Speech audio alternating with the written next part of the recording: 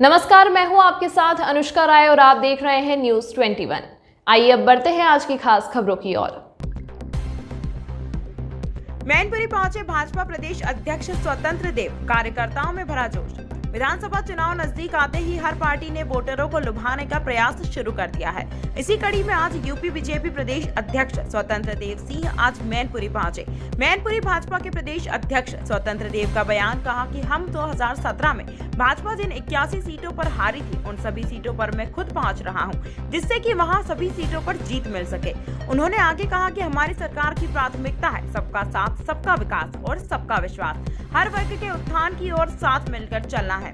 मथुरा में मंदिर निर्माण पर उप मुख्यमंत्री केशव प्रसाद मौर्य के ट्वीट पर किए सवाल पर बचते दिखे प्रदेश अध्यक्ष।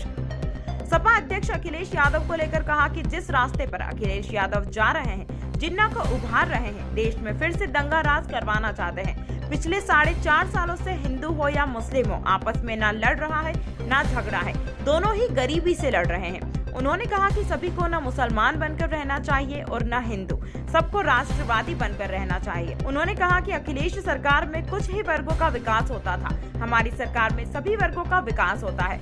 बिजली भी चुनिंदा जिलों में मिलती थी, हमारी सरकार में पूरे प्रदेश को मिलती है। सभी जनता से 5 बातें मानने को भी कहा है। सरदार पटेल की जिन्ना से तुलना को लेकर कहा कि यह देश के लिए घातक है और स्वतंत्रता सेनानियों के लिए भी घातक है।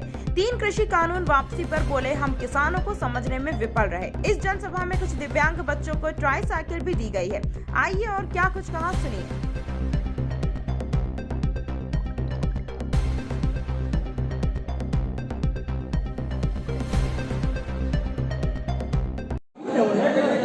जो उत्तर प्रदेश में हारी हुई सीट है 81 के आसपास, जो 2017 में 81 हम सीटें हारे थे लगभग, उन सभी सीटों पर मुख्यमंत्री मेरा लगभग 20 सीटों पर जाना हुआ है, लेकिन सभी सीटें पूरा करना है। इसलिए माननीय मुख्यमंत्री जी, डिप्टी सीएम साहब और मैं ऐसे मिलकर सभी सीटों पर जाने का निर्णय हुआ और ये 10 तक पूरा करना है। उसी निमित्त आज किसने में आना हुआ है और इन्हा सभा यानी 2022 के लिए चुनाव की स्थिति क्या है, उसकी समीक्षा, सम्मेलन, सभा, इस प्रकार के कार्यक्रम में आ जाना। मुख्यमंत्री केशव प्रसाद मौर्य ने ट्वीट किया है जिसमें बताया कि राम मंदिर निर्माण कार्य जारी है और मथुरा की बारी है।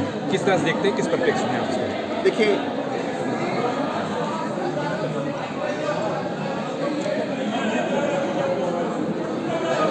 अभी विकास के मुद्दे पर हम चुनाव लड़ेंगे, विकास के आधार पर चुनाव लड़ेंगे, राष्ट्रवाद पर चुनाव लड़ेंगे, ईमानदारी के नाम पर चुनाव लड़ेंगे। राज्य के अंदर बहुत दिनों से ईमानदार नेता नहीं मिला, देश को ईमानदार नहीं नेता मिला। 70 सालों बाद कई नेता आए, बीजेपी के छोड़ कोई ईमानदारी से गरीबों की चिंता नहीं किया, चाहे प्रधानमंत्री सड़क योजना हो, चाहे गरीब के कल्याण की बात हो। पहली बार इस राज्य के अंदर योगी जी और देश में मोदी जी जैसा ईमानदार नेतृत्व मिला है, जो परिवार से का एक सदन भी सरकारी गाड़ी में नहीं बैठता है, केवल गरीब के कल्याण के लिए काम करेंगे। इसलिए जितने भी क्षेत्रीय दल हैं, अधिकांशतः लोग परिवारवाद, वंशवाद की राजनीति करते हैं, जिसके कारण लोकतंत्र को भी खतरा है और भ्रष्टाचार का जन्म भी होता है। अध्यक्ष जी, अखिलेश जी ने इसलिए जिस रास्ते पर अखिलेश यादव जा रहे हैं, जिन्ना को उभार रहे हैं और फिर से दंगा राज में करवाना चाहते हैं, पिछले 4.5 सालों से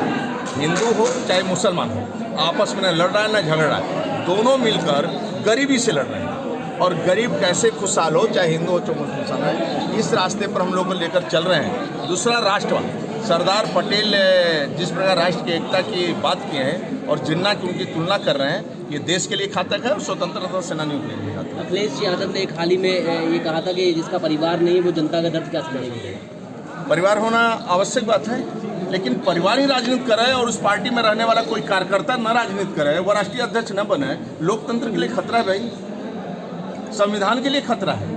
यदि उस दल में रहने वाला 50 सालों से कोई कार्यकर्ता काम कर रहा है, केवल मुलायम सिंह जी के पास अखिलेश ही ऐसे हैं और उसमें एक से एक लीडर थे, वह राष्ट्रीय अध्यक्ष न